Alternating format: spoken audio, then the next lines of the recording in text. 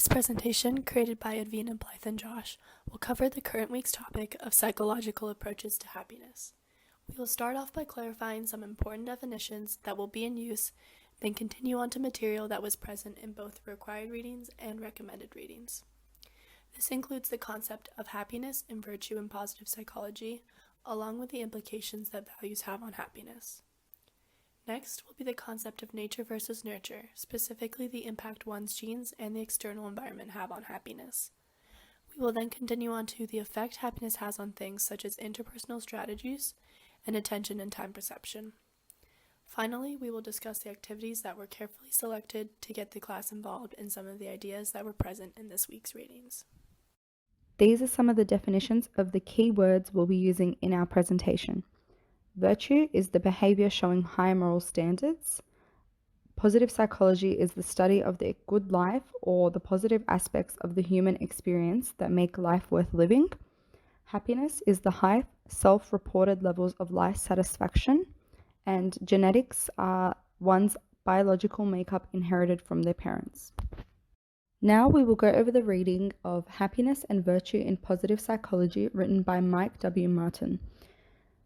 Positive psychology is being introduced and studied due to the overemphasis on the negatives in psychology and psychiatry, for example, mental disorders and destructive tendencies.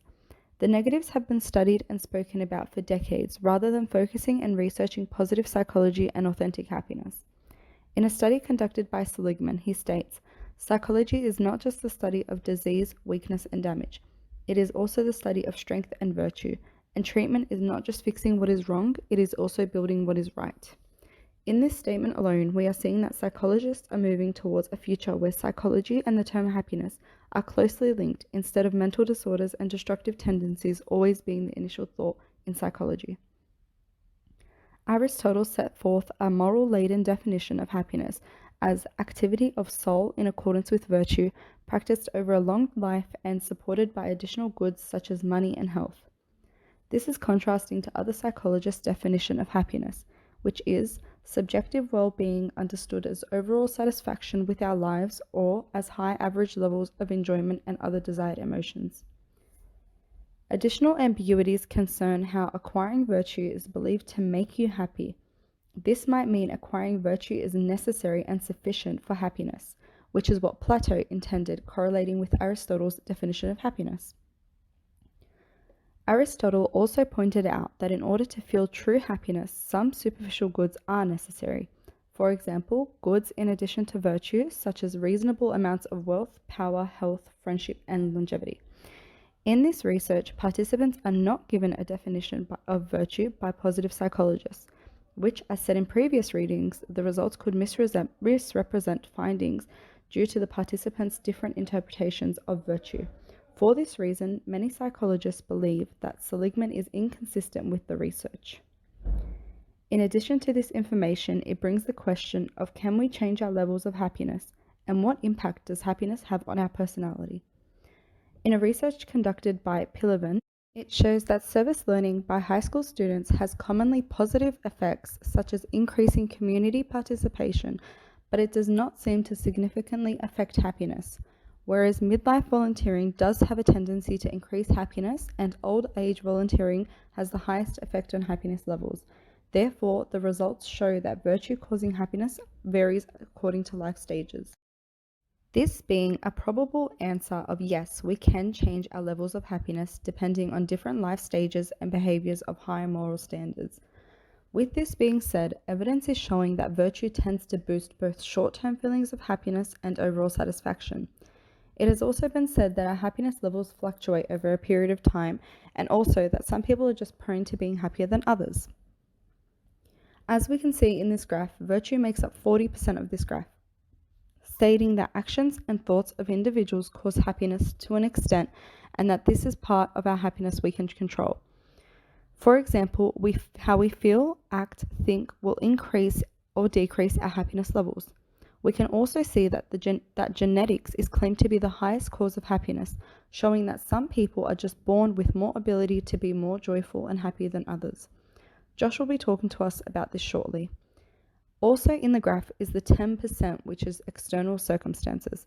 For example, who we marry, how much money we have, and what type of house we live in. These are the things that most people spend all their lives chasing, but as shown in this graph, it will never make you 100% completely happy. Because yes, they add to our happiness, but they only contribute a small amount, and usually only for a short amount of time. This is established by the study of twins, revealing that approximately half of the human personalities are genetically given, including our standard range of happiness. It also states that happiness is affected by situations outside of our control, such as major disappointments, serious illnesses, and the death of loved ones. Psychological studies have shown that circumstances affect happiness levels less intensely than we believe. For example, increases in wealth dramatically increase happiness levels when they lift people out of poverty, but afterwards they only slightly affect happiness. Again, most people return to their normal range of happiness within a year of winning the lottery or suffering a serious injury. This statement suggests that everyone has a normal range of happiness which differs from person to person, and different life situations increase and decrease these happiness levels, depending on the person's surrounding situations. This supports Lincoln's statement of happiness levels fluctuating over different periods of time. Also stated in the study was that we attach our emotions to those of other people. Therefore, if a friend is going through something upsetting, we tend to feel upset ourselves in support for them. Whereas if a friend has something good happen to them, we feel the happy emotions they are feeling through seeing and hearing their happiness levels increase. This is known as mirroring, where we are able to empathize with other individuals. Therefore, with all the information provided, studies have shown that psychology is progressing and happiness is now being associated with psychology and psychiatry. It does, however, mean that every individual is in fact different and has varying levels of happiness, which depends on their genetics, surroundings, and lifestyle choices. Happiness is always changing, sometimes unintentionally, and other times based on our own actions or the actions of others when we are unintentionally mirroring their emotions. This brings us to the topic of nature and nurture and how each of them have an influence upon one's subjective levels of well-being and happiness. So, one's nature can be defined as their genes and their biological makeup, and we've got data from the National Longitudinal Study of Adolescent Health, as well as the Framingham Heart Study, that actually suggests that an individual's genes do in fact have an influence on the way in which they respond to stimuli, both their psychological and hormonal response to stimuli. And that's a statistic from Deneve and others in 2012. In addition to that, the key genetic discriminator we're going to be talking about in this particular presentation is the 5-HTT-LPR allele, or more specifically, the length of that particular allele. So how do genes have an impact? This particular allele, or the length of the allele, actually has an impact upon the metabolic and basal rate of the actual gene itself. So the longer the allele, the more activity and the more production of protein and messenger ribonucleic acid, creating what's called serotonin, or a feel-good hormone, and other endorphins, which are closely linked with positive emotions and happiness, therefore. And research by Canley and Leash in 2007 also argues that the opposite is also true, with the shorter allele variations, meaning that there's a greater response to negative stimuli.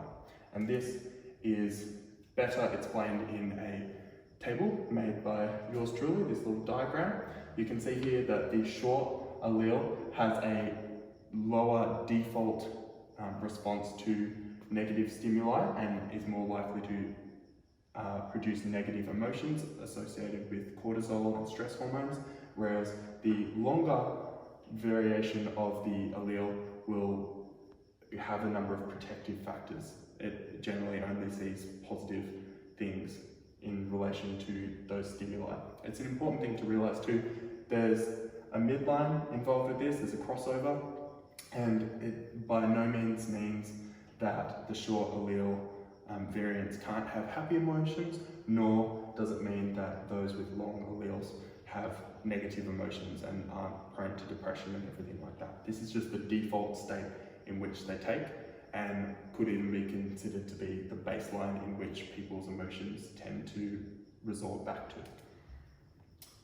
So a couple of things to think about in terms of the data where these findings were actually drawn from. Firstly, the studies themselves weren't consistent in the questions that they asked of the participants. For the majority of the study, the participants were asked the question, how often was the following true during the past 7 days? You felt happy. Whereas for wave 3 of the study, questions involved something entirely differently.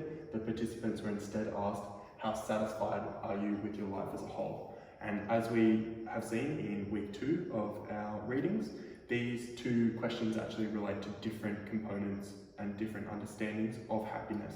So with how often was the following true during the past 7 days you felt happy, that philosophically speaking is more episodal happiness. It relates to Keek's first order wants and satisfactions, whereas how satisfied are you with your life as a whole relates more so to those second order, those higher rate orders, satisfactions and wants relating to someone's purpose in life and if they're satisfied with that. In addition to that, the study also didn't indicate that a working definition of happiness was provided to the participants and respondents, and equally that they didn't actually ask for a definition or for the respondents' definition of happiness either. So it's likely that the data from which these conclusions about genetic influences upon happiness have been drawn is reflective of a wide number of different ideas and definitions of what happiness is. A little bit more on genetics and happiness though. Dina and Lucas in 1999 and Carmen and others also in 1999 both assert that one's levels of happiness generally act in accordance with and resort back to a baseline, as we saw earlier in that diagram that we looked at, which obviously consists with what we've been talking about so far. Deneve and others in 2012 also argued that up to 33% of one's happiness or subjective levels of well-being can be attributed to genetics, meaning that the other 67% is obviously attributable to other factors external to oneself. Others in the field, however, have argued that this number is far higher, going up to 56% from Ness and others in 2006, and others take a bit more of a conservative position with Stubb and others in 2005, estimating it at about 38%. So while the jury is still out in regards to how much of an influence genetics have on one's levels of happiness, it's clear that it is an important factor. Furthermore, the external environment is important to think about too, because obviously these people and their emotions don't exist in a vacuum and they are highly contextual in how they're displayed. So the external environment also plays a highly influential role in determining one's subjective well-being. Of course, we will be covering that more in future subject readings, such as political, economic, and sociological approaches to happiness. But for this purpose of the presentation, Deneve et al. Outlines that better educated people and those that are married are generally happier. In addition to that, religious individuals and those who have a job are generally experiencing higher levels of subjective happiness as well. And finally, people with good health, i.e. those who don't need medication or don't need to be on prolonged medication, also experience higher levels of health and happiness as well. So finally, putting together the happiness puzzle, the puzzle of happiness is therefore not one that has just genetic or just environmental or external factors influencing it. It's a complex and interrelated relationship that they share, and rather it is the combination of both in conjunction with other factors such as individual agency that influences one's overall happiness. The next few slides are going to cover ideas from 2 of the recommended readings that describe concepts such as how happiness impacts interpersonal strategies, one's ability to pay attention, and how one perceives the passage of time. We can also use these topics to think more critically about the ideas expressed by Seligman in his Can Happiness Be Taught article. As mentioned in his article, there are 3 different types of happy lives: the pleasant life, which centers around positive emotions, the good life centering around positive traits, and then finally the meaningful life, which centers around positive institutions. Seligman explains that one should identify one's strengths so that they can achieve the good life, then ultimately the meaningful life. So what makes the good life and meaningful life so much better? When exploring the ideas discussed in the recommended readings, I came across 2 experiments that help explain a little bit about why being in a good mood isn't necessarily all that it's cracked up to be. Seligman describes something known as raw feels, which are essentially emotions that are noticeable. So why wouldn't it always be the best to notice and feel these positive emotions? Surely the more positive emotions, the better one's life is, right? An experiment conducted by Joseph P. Forgas, participants played what is known as the dictator game. The dictator game is where one person has the task of allocating a scarce resource, whether it be raffle tickets, money, or anything else of value. Before the allocation took place, the participants went through a mood induction. This mood induction was different depending on which experiment was taking place. In one experiment, the participants were given a bogus test, then given scores to describe their performance, such as outstanding or poor. In a different experiment, each participant was shown a clip of a movie that was designed to put them in either a happy or sad mood. After the mood induction, each participant was then told that they had been randomly selected to be the allocator in the game.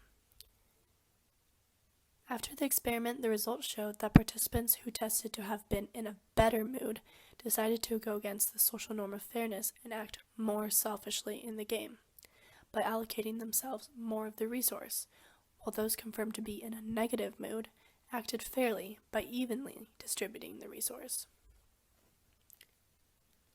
According to Forgas, the results of this experiment could have important implications for real life behaviors in romantic relationships, organizational decisions, and many other everyday situations. Another experiment conducted at the University of Eastern Piedmont Novara researched the effect happiness has on attention and time perception. In this experiment, participants were administered a test and then asked to answer questions to determine their mood. During the experiment, information on the subject's perspective of time was also collected. These questions were something along the lines of, how do you perceive the duration of the test until now, on a rating from 0 to 10? The results of the experiment determined that those who were happier could more correctly evaluate the passage of time, but also proved to be more absent-minded and distracted. As we can see from these experiments, a good mood created by the pleasures of life does not always directly correlate to the positive outcomes we are often led to believe it does. This is why Seligman's idea of seeking out one's strengths in order to create an existence based on more than just hedonistic motivations is so valuable. Once a solid set of morals is instilled, individuals can work around the potential negative results of happiness and towards improving institutions that assist more than just their immediate wants and desires. Now, having gone through the presentation itself with Edwina, Blythe and myself, we'll now go on to some of the activities that we would have been obviously doing with a class as well, if this had been during the actual tutorial itself. So the first activity is based around Martin Seligman's reading, the prescribed reading for this week, and it encompasses the values in action and how they give meaning and enrich one's life and what the behaviours they are involving themselves with. So in this case, we would have gotten students to split into individual groups of about 3 to 4, maybe to 6, depending on how many people were obviously present. And having a look at the board here, we would have gotten them each to pick 5 key values that they felt were important to them, and ones that they felt meant that they were feeling fulfilled in whatever they were doing. So they would have picked 5 and everything, and they would have discussed that with obviously their group members, shared different answers, discussed it a little bit. This would have probably gone on for about 5 to 10 minutes, depending on the levels of engagement that it garnered. And then after that, we would have come back and as a group had a look at where they fit in to different strengths. So as you can see, we've got 6 key strengths that relate to these various values, and that often tends to mean that these people using these particular strengths tend to be more fulfilled in what they're doing, more satisfied. So for example, if we go back, we can have a look if someone picked, let's say, curiosity, creativity, bravery, zest, and fairness. We would go along. We can see here creativity and curiosity are in the wisdom category. We've got zest in the courage category. We also had the other ones, I can't remember what they were, but that's okay. We can see here that they come from a number of different strengths. So fundamentally, one would be most fulfilled or most satisfied, and this links back obviously into the Martin Seligman reading, when incorporating these key strengths into what they did in their everyday life. Moving on, we also have another activity based upon perception. Now, it's interesting to look at in terms of psychology because perception is another thing that influences one's happiness. In addition to genetics, in addition to the environment, in addition to the mood and individual agency and behaviours, you also have differences and discrepancies in how one looks at the world around them and how one perceives the things around them. So of course they're going to respond to the same stimuli in various ways. So in order to better encapsulate this and basically show it off, we have an exercise here where we show a number of ambiguous images, and together we would take through with the students what they actually see in the image. So this image can be interpreted in a number of ways, and we would ask questions like this if it was in the class setting, obviously. We would be asking questions like, how old is this woman? Is this woman beautiful? Because obviously you can see there's a young woman that is looking away. This is her eye, that's her nose, and that's her ear. Or you can also interpret the image as an old woman. So this is her nose, that could be maybe a wart on her nose. This is an eye, and that's her chin and her mouth down there. So you can interpret the image in different ways. This obviously relates to Stuart Hall's semiotics, breaking down what you can see around you and making sense of the world around you, but it also relates to perception and how we derive different meaning from the same stimuli around us in the world. Similarly, in this next one, it's another ambiguous image. You can obviously see that it's an animal. Over this side, we can consider this to be a duck's beak and its eye, or if you look at it the other way, you could consider it to be a rabbit. So this is the rabbit's head, its eye once again, but then instead of a beak, this is its ears. So its mouth is down here somewhere. So again, these are images designed to spark conversation and get people thinking about the way in which they look at the world around them and how this might differ to their peers and the people sitting next to them in their groups. This next one, as you can see, is another ambiguous image. We've got a potential saxophone player, that's how I interpret this image as, or potentially we've got a lady in a half silhouette portrait. So again, coming down to how we look at different things or how we look at the same things differently. This next one is probably my favourite. This one relates to the way in which we see movement. So this woman is spinning rather ambiguously, and it actually can be interpreted as spinning both ways. A lot of people tend to, upon researching this topic, a lot of people tend to watch her go clockwise, but it's actually proven that you can look at her from both ways depending on how you follow the movement of her legs and her torso. So another thing to think about. But in addition to that, we would open up the class for discussion here, and we were expecting answers of other examples of this sort of ambiguous photos to be the black and gold or the white and gold or the black and blue dress, as well as some audio clips. There's one that says Green Needle or Brainstorm. So there's a number of other clips out there that we were going to utilise too should time be permitting. But that essentially brings us to the end of the activities we would have been conducting with the class, and hopefully this gives you a bit of an idea of what sort of discussions would have ensued with that as well. Thanks guys.